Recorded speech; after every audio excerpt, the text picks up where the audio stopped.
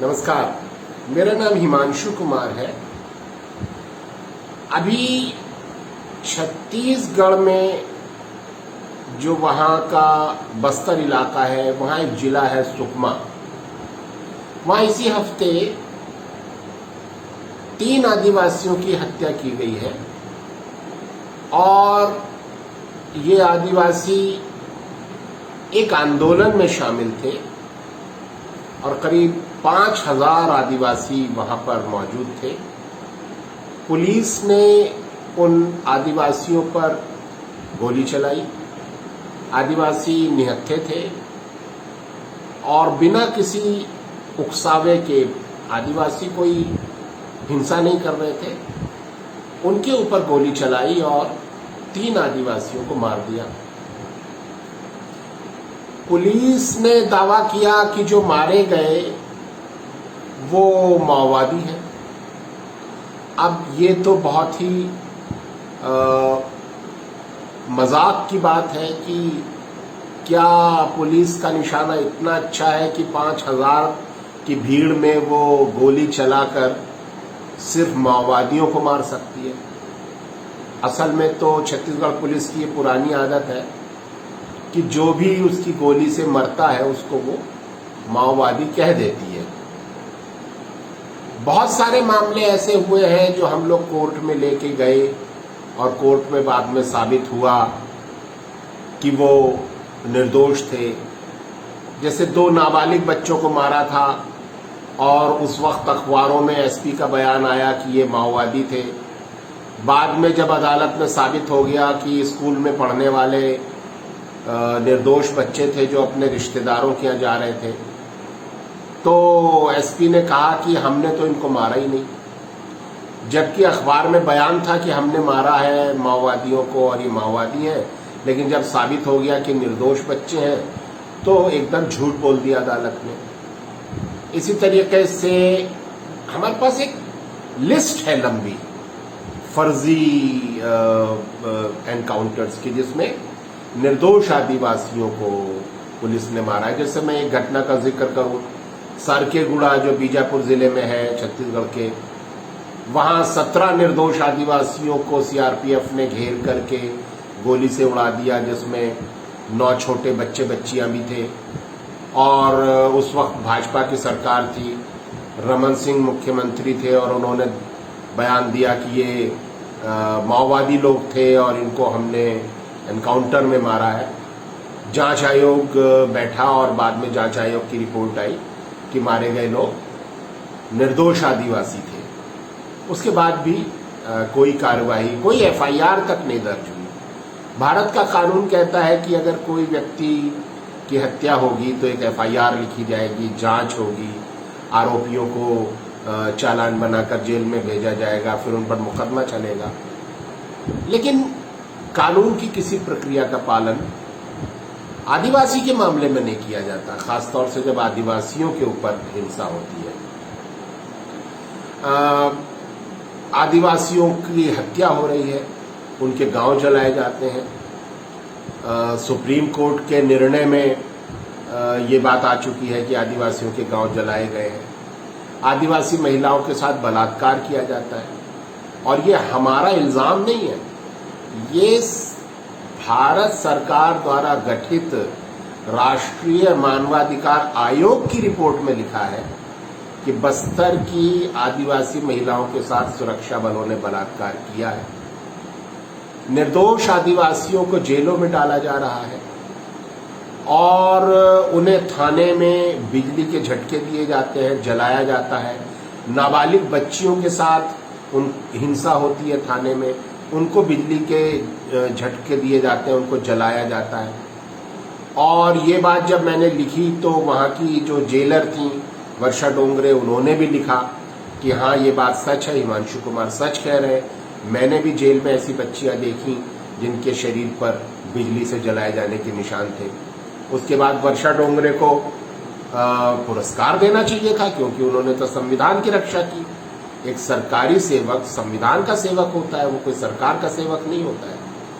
तो उनको सस्पेंड कर दिया गया सच बोलने के लिए।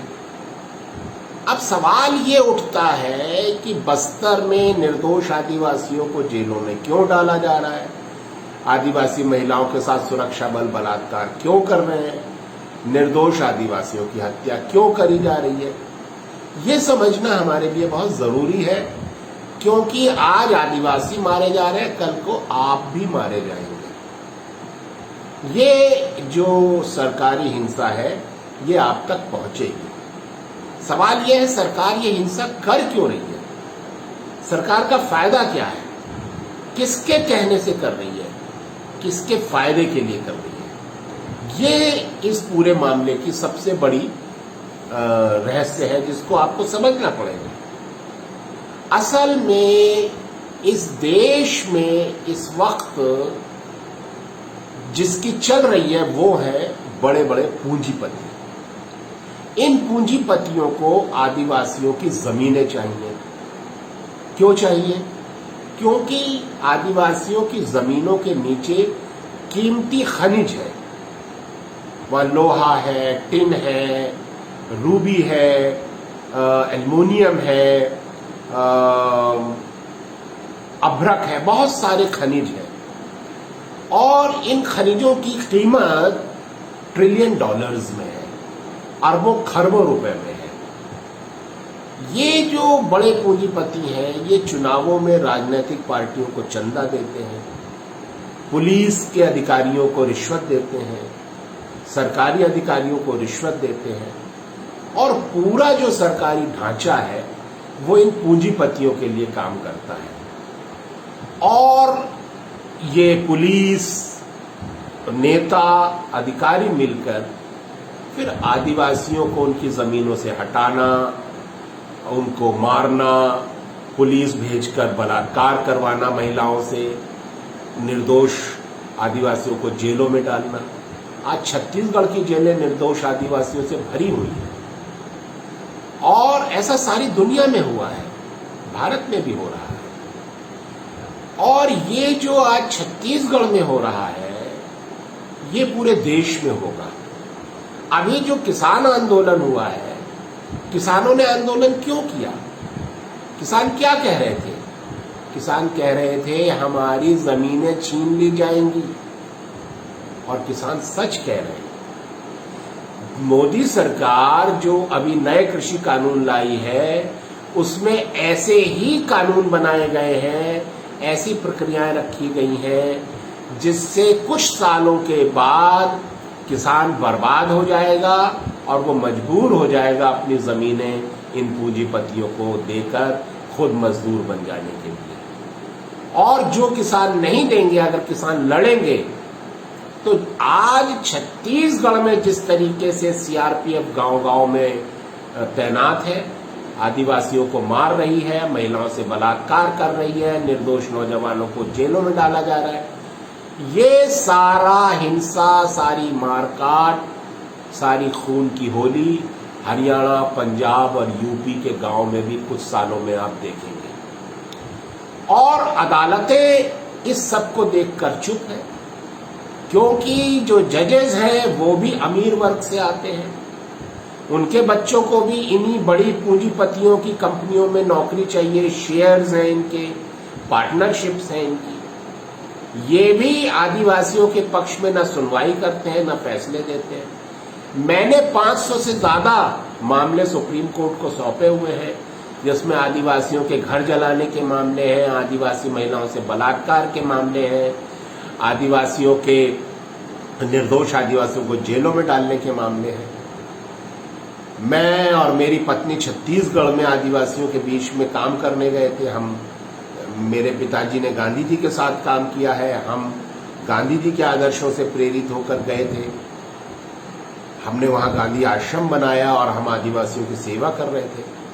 लेकिन जब हमने आदिवासियों के ऊपर होने वाले ये सरकारी अत्याचारों के खिलाफ आवाज उठाई, हम अदालत में गए, तो फिर सरकार ने हमारे आश्रम पर बुलडोजर चला दिया और हमें वहां से निकालने के लिए मजबूर कर दिया। हमारे पूरी संस्था तहस नहस कर दी, हमारे कार्यकर्ताओं को जेलों में डाल दिया।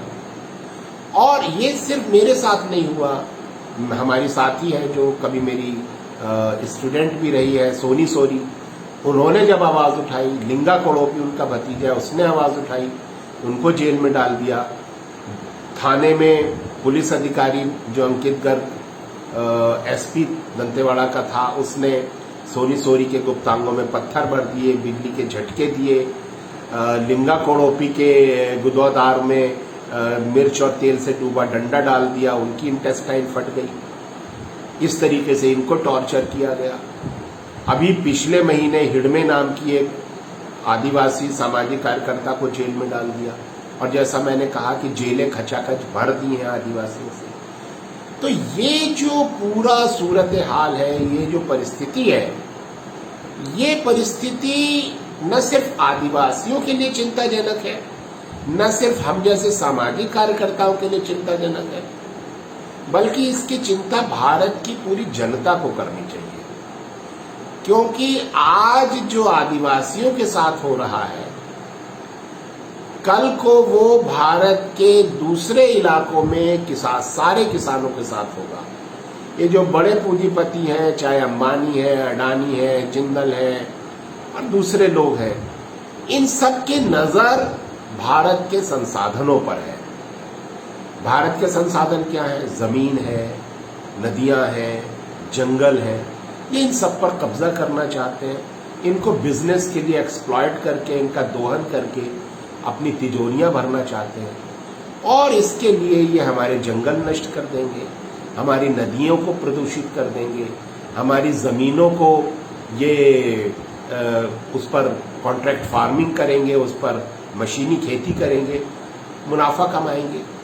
लेकिन सवाल ये है कि अगर पर्यावरण खत्म हो गया, नदियां बर्बाद हो गई, जमीनों को खाद डालकर बंजर बना दिया, तो क्या इस पृथ्वी पर हमारे बच्चे और बच्चों के बच्चे जिंदा रह पाएंगे? ये जो उद्योगपति हैं, इनके बच्चे भी जिंदा नहीं रह पाएंगे, क्योंकि हवा, पानी, जमीन, इस सब की जरूरत सबको है।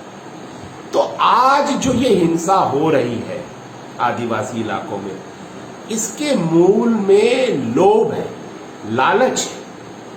और इस उद्योगपतियों की तिजोरी भरने का जो लालच है, उसमें सहयोग कर रहे हैं नेता, पुलिस अधिकारी, अदालतों में बैठे हुए जज। ये सारे लोग मिलकर के एक गिरोह बना लिया है इन्होंने, और ये आदिवासियों के ऊपर होने वाले जुल्मों के मामलों की ना सुनवाई करते हैं, ना उनको इंसाफ देते हैं। इतने मामले हम लोग अदालत में लेकर गए हैं, किसी भी मामले में अदालत ने आज तक आदिवासियों के पक्ष में फैसला नहीं दिया। उल्टे जो सामाजिक कार्यकर्ता आदिवासियों के मामले, उनके मानवाधिकारों के हनन के मामले उठाते थे, उन सबको जेलों में डाल दिया है। और वो सब बहुत पढ़े लिखे, कोई हाईकोर्ट के वकील है, कोई कई वकील है, लेखक है, संपादक है, इंटरनेशनल फेम के लोग हैं, उन सबको जेल में डाल दिया है। और कहा जा रहा है कि ये तो प्रधानमंत्री को मारना चाहते थे, मोदी को मारना चाहते थे, ये तो षड्यंत्रकारी है, ये तो देशद्रोही है। कितनी भयानक स्थिति है कि जो लोग इस देश को बचाने की कोशिश कर रहे हैं वो जेलों में है, और जो इस देश को बर्बाद करना चाहते हैं वो लोग सत्ता पर हैं। तो अब इस देश की जनता को फैसला करना है कि आपको देश बचाना है या बर्बाद करना है, और बर्बाद होते हुए देखना है।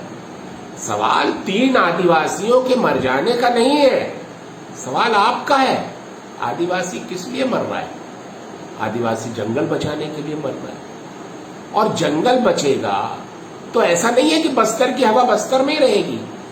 बस्तर जो है वो भारत का फेफड़ा है। बस्तर का जंगल जो ऑक्सीजन पैदा करता है वो पूरे भारत के काम आती है। आप जंगल काट देंगे, आदिवासी कट जाने देगा, तो आप शहर में सांस नहीं ले पाएंगे। आदिवासी आपके लिए मारा जा रहा है। तो आप जरा सा अपने आरामदेह ड्राइंग रूम से निकलिए, थोड़ी आवाज उठाइए, आदिवासी के लिए बोलिए, मजदूर के लिए बोलिए, किसान के लिए बोलिए, पर्यावरण के लिए बोलिए, इस देश के लिए बोलिए, अपने बच्चों के लिए बोलिए, अपने लिए बोलिए। इन सबके लिए बोलना यही धर्म है। धर्म किसी से नफरत करने का नहीं है, का नाम नहीं है। धर्म का मतलब है आप वो करिए जो सही है, और सही यही है कि बच्चों की जिंदगी बचाई जाए, पृथ्वी बचाई जाए, पर्यावरण बचाया जाए। हम आपसे हाथ जोड़कर विनती करते हैं कि आदिवासियों के लिए आवाज उठाइए, न्याय के लिए आवाज उठाइए, अपने बच्चों के लिए आवाज उठाइए। आज इतनी ही बात करेंगे। अगले मौके पर इसी मुद्दे पर हम आगे बात करेंगे। नमस्कार।